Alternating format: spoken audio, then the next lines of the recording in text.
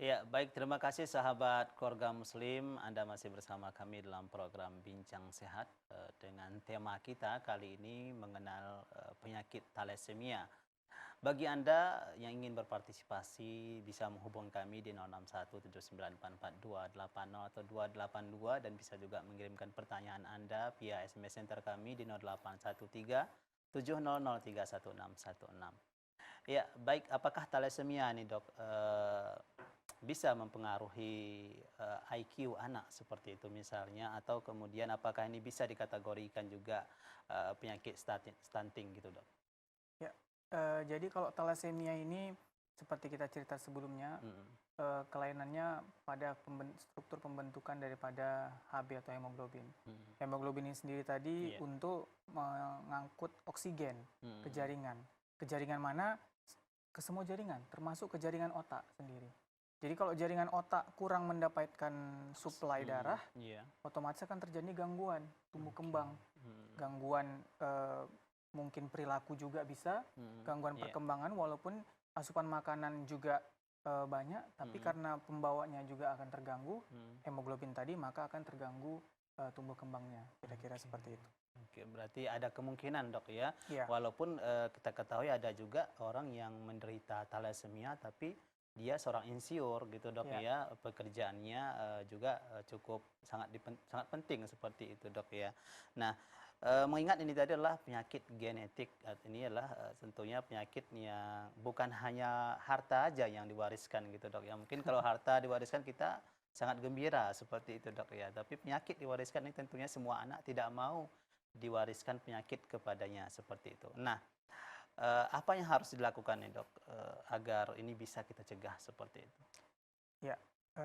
Jadi kalau untuk thalassemia ini adalah penyakit genetik. Mm-mm. Penyakit genetik ini paling utama itu kita lakukan pencegahan.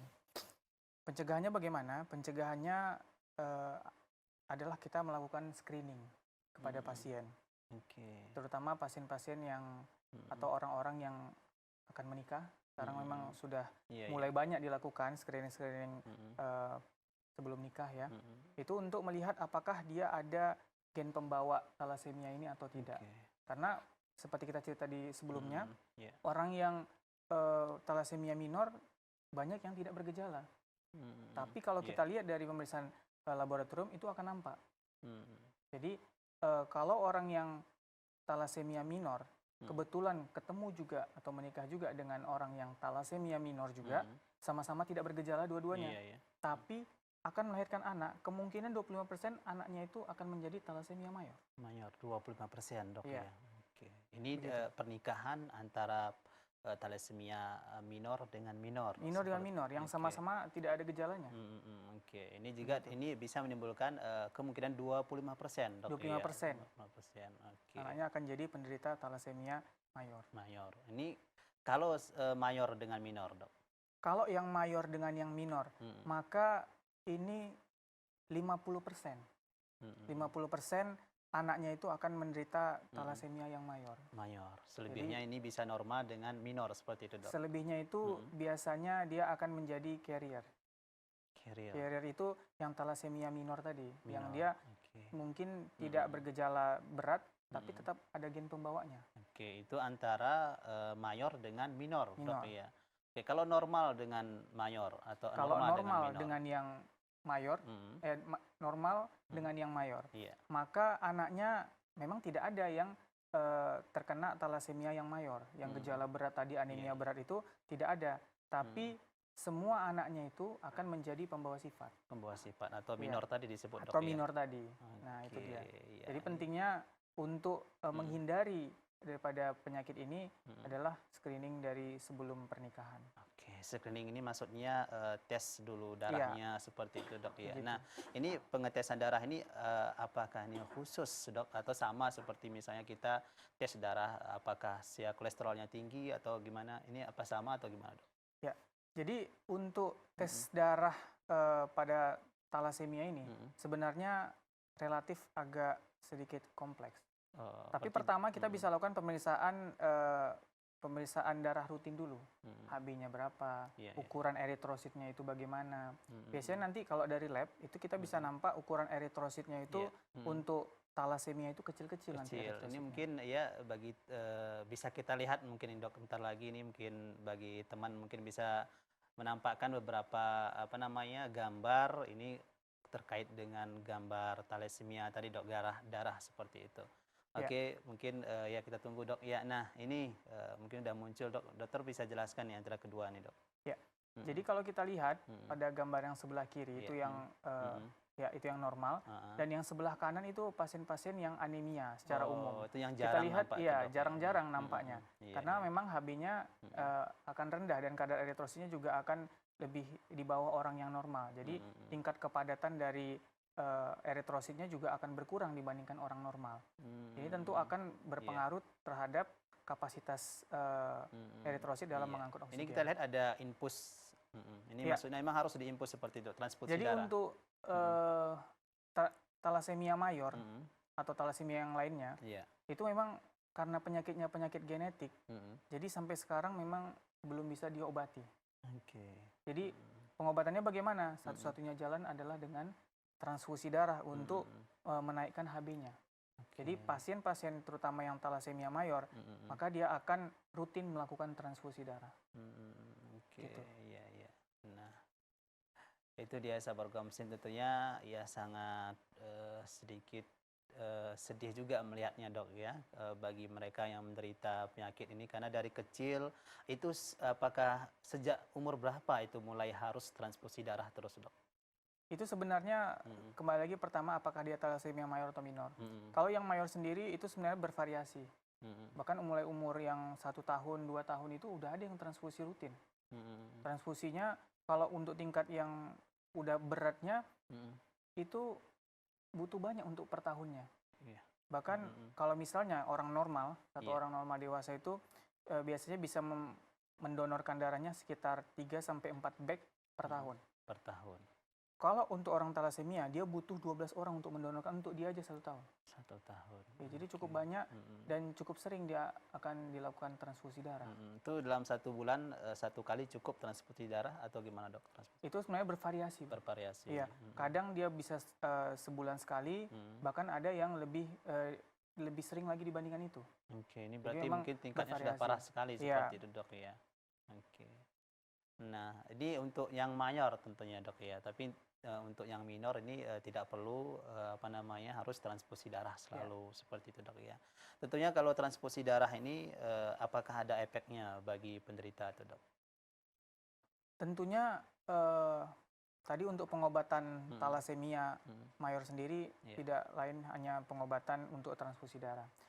Tapi transfusi darah sendiri yang rutin, yang berkala atau periodik itu tentu ada efek sampingnya. Efek sampingnya apa? Efek sampingnya adalah kelebihan zat besi. Karena setiap 1 cc eritrosit itu mengandung 1 mg zat besi. Sementara zat besi itu tidak banyak kita keluarkan dari dalam tubuh. Jadi zat besi dalam tubuh kita itu akan dipakai berulang-ulang. Akibatnya kalau pasien thalassemia ini menerima donor darah yang berlebihan, kadar zat besinya akan jauh di atas normal. Nah, kadar zat besi yang di atas normal ini akan menumpuk di jaringan-jaringan. Yang kita kenal dengan istilah namanya hemosiderosis. Ini bisa menumpuk di organ limfa, di organ hati, jantung, ginjal, di organ pankreas sendiri, di kulit. Maka kulitnya nanti nampak hitam, jantungnya bisa gagal jantung yang parah, bisa terjadi DM kalau kena ke pankreasnya, ke ginjal, jadi penyakit ginjal, macam-macam. Berarti ini adalah bagian dari komplikasinya dok ya? Jadi komplikasinya akibat pengobatan ini sendiri. Akibat pengobatan transfusi darah itu sendiri dok ya. Nah, apakah tidak ada cara lain dok selain transfusi darah?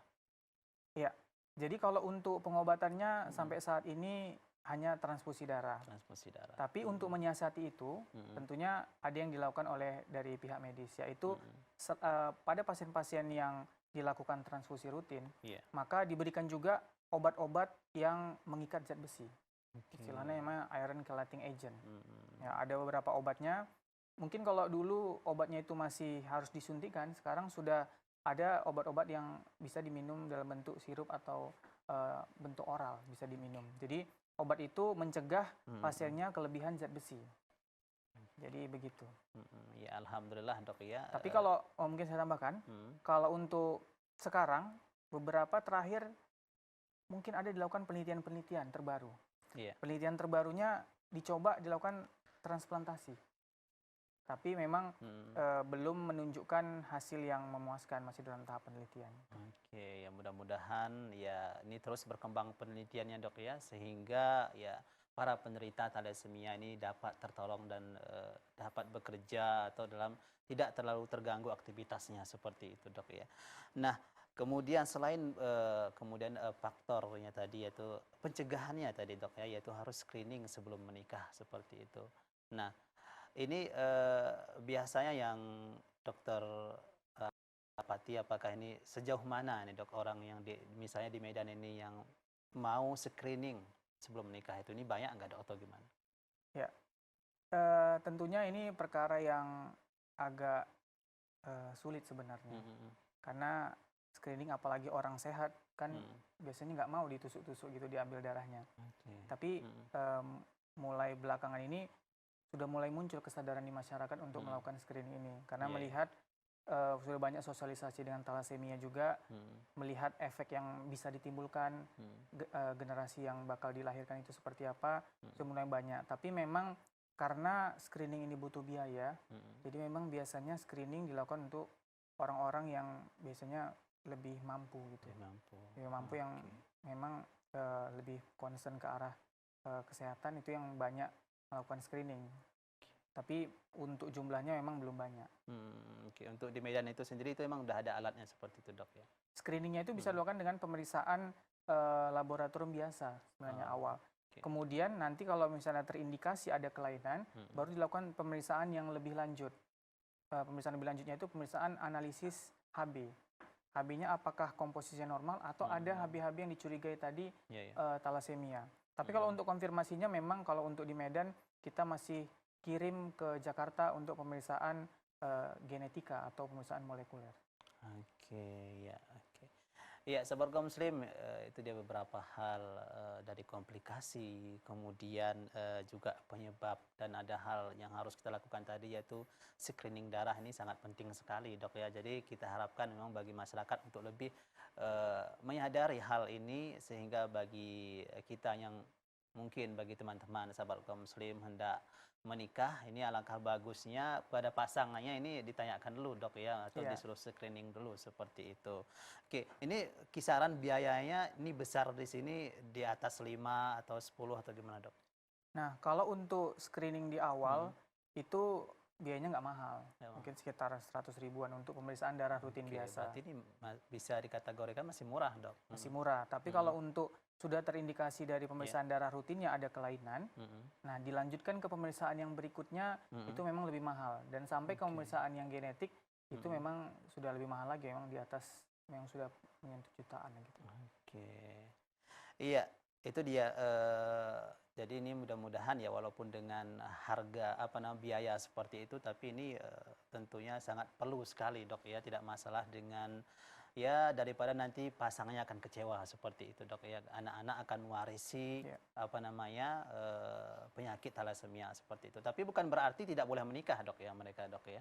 Iya, siapa yang bisa ngelarang kalau memang mau menikah gitu kan. Tapi mungkin dengan cara tadi dokter sampaikan kalau mayor dengan normal ini akan aman seperti itu dok ya? Sebenarnya tidak ada yang bergejala, tapi memang anak-anaknya akan mendapatkan gen pembawa atau thalassemia minor tadi.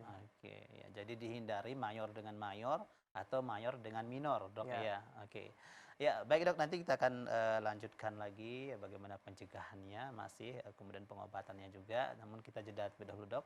Sahabat kaum muslim yang ada di rumah dan dimanapun anda berada, jangan kemana-mana, tetap di Bincang Sehat. Kita akan kembali setelah pesan-pesan berikut ini.